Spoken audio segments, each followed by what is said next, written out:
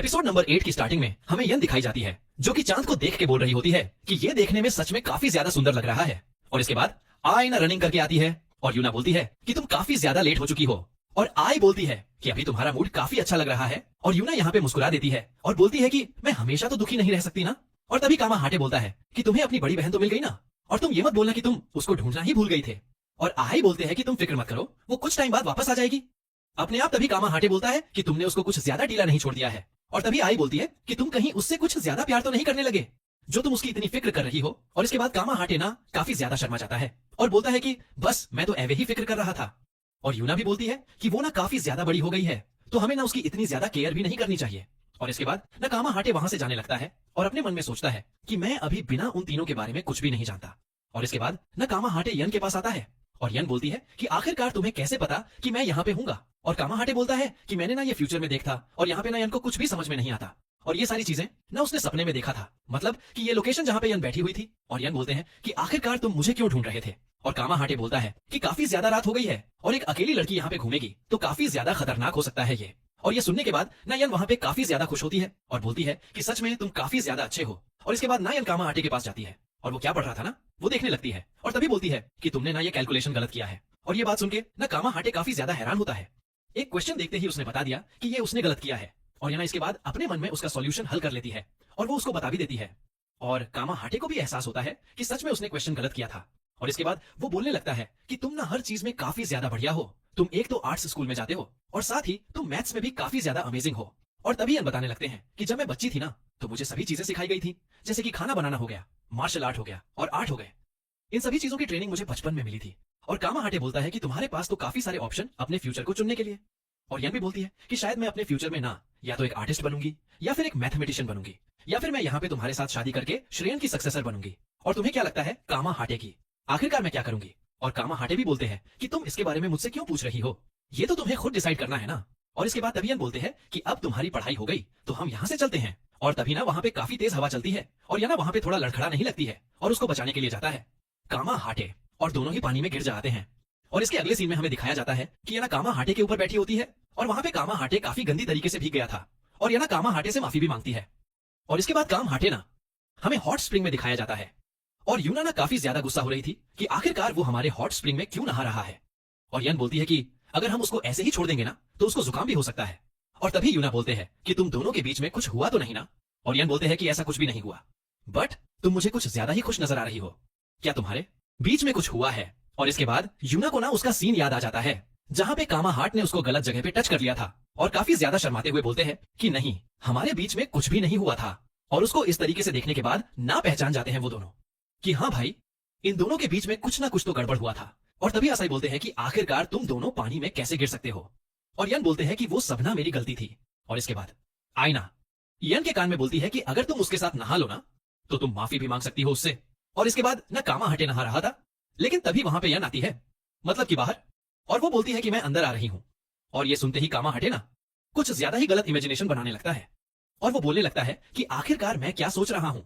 और इसके बाद ना वो जगह ढूंढने लगता है कि आखिरकार मैं कहां पे छिप। और तभी ना यन अंदर आ जाती है और वो ना कामा हाटे को ना शैम्पू देने के लिए आई थी और वो कामा हाटे को देख के बोलती है कि आखिरकार तुम ये करने की कोशिश क्या कर रहे हो। और तभी कामा हाटे बोलता है कि मुझे लगा कि तुम यहाँ पे नहाने के लिए आए हो। और यन बोलते हैं कि सच में तुम कितने ज्यादा बेकार इंसान हो, तुम क्या क्या चीजें सोचते हो। और इसके बाद कामा हटे ना पढ़ाई कर रहा होता है और वो उस टाइम पे ना सोच रहा होता है कि ये सब कुछ ना एकदम मेरे सपने जैसा हो रहा है। और उसको पढ़ाई करते करते ना काफी ज्यादा टाइम हो जाता है और वो अपने सामने देखता है कि यन ना काफी टाइम से ना कुछ सर्च कर रही थी।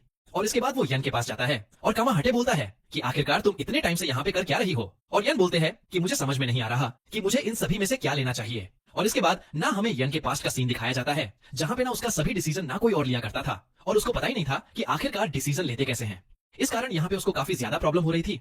और इसके बाद कामा हाटे ना एक ड्रिंक उसको ऑफर करता है और बोलता है कि तुम ना एकदम बच्ची की तरह हो, भले ही ऊपर से तुम काफी ज्यादा मैच्योर होने की एक्टिंग करती हो लेकिन अंदर से ना तुम काफी ज्यादा भोली हो। बट तुम फिक्र मत करो, तुम जब भी किसी प्रॉब्लम में होगे ना मैं तुम्हें सही रास्ता दिखाऊंगा और तुम मेरे ऊपर सब कुछ छोड़ दो। और इसके बाद ना कामा हाटे वहां से जाने लगता है लेकिन तभी या ना उस कोल्ड ड्रिंक की बोतल को ना उसके कपड़े के अंदर डाल देती है।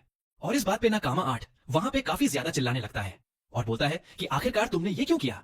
और ना बोलती है कि मेरा डिसीजन कोई और ले गए, मुझे बिल्कुल भी पसंद नहीं है, तो तुम अपना जूस अपने साथ लेके जाओ, मैं अपने आप ही डिसाइड कर लूंगी कि मुझे कौन सा जूस चाहिए। और इसके बाद कामाहाटे को ना आई अपने पास सोने के लिए बुला रही होती है और तभी यूना ना उसका गाल खींचते हुए बोलती है कि तुम ना थोड़ा अपने हद में रहा करो। और वो बोलती है कि मैं ना इसको अपने कमरे में नहीं सोने दूंगी, मुझे नहीं पता कि ये कब कौन सी हरकतें करने लगे। तभी कामाहाटे बोलता है कि अच्छा ठीक है, तो फिर मैं ड्रॉन में सो जाता हूं। लेकिन यूना ना उसके लिए भी मना कर रही होती है और तभी आई बोलती है कि तो सबसे बढ़िया यही रहेगा कि आज हम सोते ही नहीं है। और यूना बोलते हैं कि नहीं, ये तो एकदम बेकार आइडिया है, इससे हम काफी ज्यादा थक जाएंगे और साथ ही कल हमें मास्टर से अपने फ्यूचर के बारे में भी पूछना है। और तभी कामाहाटे बोलता है कि आखिरकार तुमने अपने सपनों के बारे में क्या सोचा और तुम अपने मास्टर से क्या बात करने वाली हो। और इसके बाद ना वो तीनों वहां पे ना कुछ भी नहीं बोलते और कामाहाटे बोलता है कि मुझे तो लगा था कि मैं भी तुम्हारा फैमिली मेंबर हूं और मुझे इतना तो जानने का अधिकार है। और वो तीनों बहनें बोलते हैं कि हाँ तुमने ये बात सही बोली, हमें ना अब खुल के बात करना चाहिए। और तभी आई बोलते हैं कि अब ना हमने काफी ज्यादा सीरियस बातें कर लिया, तो अब थोड़ा हम टाइम पास करते हैं। और इसके बाद ना वो सभी वहां पे पिल्लो फाइट खेलने लगते हैं। और इसके बाद हमें अगले दिन का सीन दिखाया जाता है जहाँ पे सभी लोग वहां पे सो रख के होते हैं और कावाहाटे देखता है कि वहां पे आई नहीं होती है। और जब वो बाहर जा जाता है ना तो आई हमें बाहर दिखाई जाती है जो कि ना अपने मोबाइल में कुछ देख रही होती है। और इसके बाद कामाहाटे ना उसके पास जाता है और वो बोलता है कि आखिरकार तुम क्या कर रही हो। और आई ना काफी ज्यादा घबरा जाती है, इस कारण ना उसका फन उसके हाथ से गिर जाता है और वो ना एक मैराथन स्पोर्ट्स स्कूल का ना एडमिशन का ना मेल था जहां पे ना आई ने कंपटीशन में पार्टिसिपेट लिया था और इस कारण ना वो कंपटीशन में काफी अच्छा परफॉर्म की थी, तो इस कारण वो मेल आया था और अगले साल ना आई को अकेले रहना होगा टोक्यो में। और कामाहाटे बोलता है कि क्या तुमने इसके बारे में अपनी बहनों को बता दिया है। और आई बोलते हैं कि नहीं, मैंने उनको नहीं बताया कि मैं अकेले रहने वाली हूं और यह श्राइन छोड़ के जाने वाली हूं, बट मैंने इसके बारे में ना ग्रैंडपा को बता दिया है। कामाहाटे बोलता है कि ये तो काफी ज्यादा गलत है ना कि तुमने उनको कुछ भी नहीं बताया। और आई बोलती है कि मैं चाहती हूं कि वो लोग ज्यादा परेशान ना हो क्योंकि वो लोग मुझे काफी ज्यादा पसंद करते हैं और अगर मैं उनको बता दूंगी ना तो वो लोग काफी ज्यादा निराश होंगे और मैं उनको निराश देखना नहीं चाहती। और ये सीक्रेट ना सिर्फ तुम्हारे और मेरे बीच में है। और तभी कामटे ना उसका गाल खींचते हुए बोलता है कि तुम ना हमेशा मैच्योर बनने की एक्टिंग करती हो और जब मैंने तुम तीनों से तुम्हारे सपने के बारे में पूछा था तो तुमने इसलिए उस क्वेश्चन को वहां पे टाल दिया क्योंकि तुम्हें पता था कि तुम्हारी बहन इस पे तराज कर सकती है, बट तुम फिक्र मत करो, मुझे पता है कि वो तुम्हें सपोर्ट करेंगे। और आई बोलती है कि तुम यहाँ पे गलत हो, मुझे पता है कि वो मुझे सपोर्ट करेंगे इसीलिए मैं उनसे बात नहीं कर सकती। और तभी कामाहाटे बोलता है कि तो फिर इसमें प्रॉब्लम क्या है, चलो फिर तुम्हारी बहनों को हम इसके बारे में बता देते हैं। और वो ना खींच खींची कर रहे होते हैं, मतलब कि दोनों, क्योंकि आई को नहीं बताना था और इस कारण ना कामाहाटे ना सीधा आई के ऊपर जाकर गिर जाता है और इसी का फायदा उठा के ना आई काफी सारी पिक्चर्स कामाहाटे के क्लिक कर लेती है और बोलती है कि अगर तुम किसी को भी बताने की कोशिश करोगे ना तो मैं ये पिक्चर सबको दिखा दूंगी। और कामाहाटे बोलता है कि क्या तुम सच में छुपाना चाहती हो सभी को, और मेरे हिसाब से तो तुम्हें इसके बारे में बता देना चाहिए सभी लोगों को। और तभी आई बोलती है कि तुम्हारे नाक से ब्लड क्यों बह रहा है। और कामाहाटे बोलता है कि सबसे पहले तो तुम अपने कपड़े ढंग से पहन लो। और आई काफी हंसते हुए बोलती है कि सच में तुम काफी बड़े ठरकी हो। और इसके बाद तभी ना वहां पे बाकी की दोनों बहनें आ जाती हैं और उन दोनों को देख के ना वहां से आई चुपचाप भाग जाती है और यूना काफी गुस्से में बोलती है कि पक्का तुमने उसके साथ कुछ किया होगा। और कामाहाटे बोलता है कि रुक जाओ, मुझे तुम दोनों से ना दो बातें करनी है। सबसे पहली बात तो ये है कि मैं ना तुम्हारी बहन के ऊपर गलती से गिर गया था और मैंने थोड़ा गलत तरीके से उसको देख लिया और इस बात पर ना यूना उससे ना काफी ज्यादा गुस्सा होने लगती है। और तभी वो बताता है कि दूसरी बात यह है कि आईना टोक्यो एक स्कूल में जा रही है और वहां पे वो पढ़ाई करेगी और साथ ही वहां पे अकेले भी रहेगी। और ये बात सुनने के बाद ना दोनों वहां पे काफी ज्यादा रिलीफ सा फील करते हैं और बोलते हैं कि चलो फिर ठीक है। और कामाहाटे काफी हैरान होते हुए बोलते हैं कि क्या तुम्हें इसके बारे में पहले से ही पता था। और इसके बाद ना वो तीनों आई को ढूंढ रहे होते हैं और बोलते हैं कि हमने ना इसके बारे में थोड़ा पहले से ही अंदाजा हो गया था। और तभी आसाई बोलता है कि अगर तुम्हें इसके बारे में पता था तो तुमने इसके बारे में बात क्यों नहीं किया। और यूना बोलते हैं कि हम ना तुम्हारी तरह किसी के ना पर्सनल टॉपिक के बीच में नहीं आते। यूना बताते हैं कि वो ना हमेशा से काफी ज्यादा जिद्दी रही है लेकिन वो अपने आप पे ना काफी ज्यादा भरोसा करती है और वो जो भी चीज ठान है ना वो करके ही रहती है, बस हमें ना उसके ऊपर नजर रखना होता है ताकि वो गलत डायरेक्शन में ना चली जाए। और यन बोलते हैं कि अगर वो हमारे आसपास नहीं रहेगी ना तो हमें थोड़ा सा अजीब सा फील होगा। और इसके बाद ना हमें आई दिखाई जाती है जो कि भाग रही होती है और वो बोलती है कि मैं जल्दी से ना बड़ा होना चाहती हूँ ताकि मैं अकेले रह सकूं। और तभी उसके सामने ना कामाहाटे आ जाता है और वो बोलता है कि अगर तुम्हें ऐसा करना है ना तो तुम्हें उन दोनों को ना सभी सच्चाई बता देनी होगी। और इसके बाद बाकी की बहनें भी वहां पे आ जाती हैं और तभी आई बोलती है कि मैंने तुम्हें बोला था ना कि तुम मेरी बातों को सीक्रेट रखना। और कामाहाटे बोलते हैं कि मैंने तुम्हारी बहनों से तुम्हें अलग नहीं रखना चाहता। और तभी वो दोनों बहनें बोलती हैं कि क्या तुम अपनी फीलिंगलेस देंगे।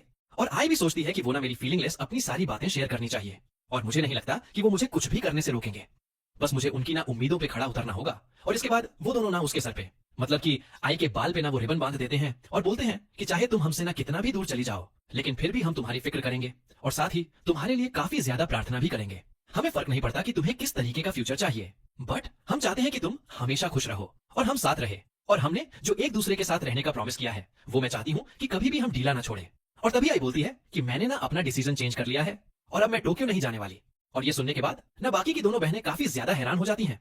और आई बोलती है कि अगर मेरी जैसी सुंदर लड़की इस श्राइन को छोड़ के चली जाए तो हम काफी सारे विजिटर्स खो देंगे। इस कारण न मैं अपने श्रेयन के पास वाले स्कूल में एडमिशन लेने वाली हूँ और मैं चाहती हूँ कि हम तीनों ना हमेशा साथ रहे। और इस बात पे न वो दोनों बहनें काफी ज्यादा हंसने लगते हैं और रोने भी लगते हैं। और इसके बाद वो ना आई को हक भी करते हैं, मतलब कि तीनों बहनें एक दूसरे को हक करते हैं। और कामा हाटे को भी ये चीज देखने में ना काफी ज्यादा अच्छा लगता है। और आई बोलती है कि अब मुझे काफी ज्यादा रिलीफ सा फील हो रहा है। और इसके बाद में वो वहीं पे सो जाती है। और जब उसकी आंखें खुलती है ना तो वो देखती है कि कामा हाटे ना उसको उठा के ले जा रहा है अपने पीठों पे। और तभी आई बोलती है कि मैं ना काफी ज्यादा बड़ी हो गई हूँ, तुम मुझे नीचे उतार दो। और कामा हाटे बोलता है कि कोई बात है, तुम्हें काफी ज्यादा नींद आ रहा है तो तुम मेरे पीठ पर सो सकती हो। और इसके बाद वो बोलती है कि तुम्हें पता था ना कि मैं कैसा फील कर रही हूँ और इस कारण तुमने उन दोनों को ये सारी बातें बताई ना, और तुमने उनको काफी ज्यादा परेशान भी कर दिया। और कामा हाटे बोलता है कि प्लीज मुझे माफ करना और सच में तुम एक काफी प्यारे से भाई की तरह हो और मुझे ना अभी काफी ज्यादा अच्छा फील हो रहा है। और इसी के साथ ये एपिसोड खत्म हो जाता है। सो आप लोग कमेंट सेक्शन में बता कि आप लोगों को आज का एपिसोड कैसा लगा। और मैंने कोशिश किया कि अच्छी तरीके से एक्सप्लेन कर सकूं ताकि आप सभी को समझ में आए। और अगर आप लोगों को वीडियो पसंद आया तो वीडियो को लाइक कर देना और चैनल को भी सब्सक्राइब कर देना। सो मिलते हैं आप लोगों से अगली वीडियो में, तब तक के लिए गुड बाय। Yeah.